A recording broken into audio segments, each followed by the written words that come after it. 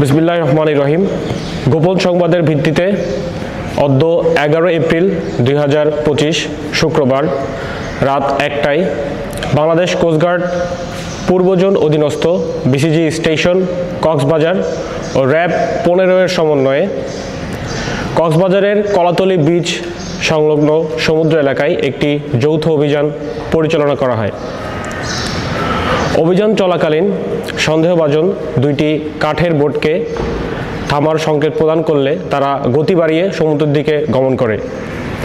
যৌথ বাহিনীর আভিযানিক দল তাদের ধাওয়া করে আটক করতে সক্ষম হয়।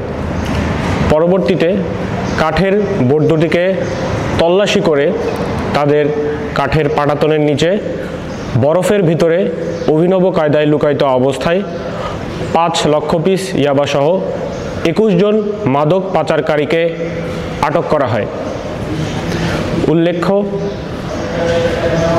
এই 21 জন মাদক পাচারকারীর মধ্যে 3 জন কক্সবাজারের বাসিন্দা এবং বাকিরা কক্সবাজারের উখিয়া এবং কুতুব আলম রোহিঙ্গা ক্যাম্পের বাসিন্দা।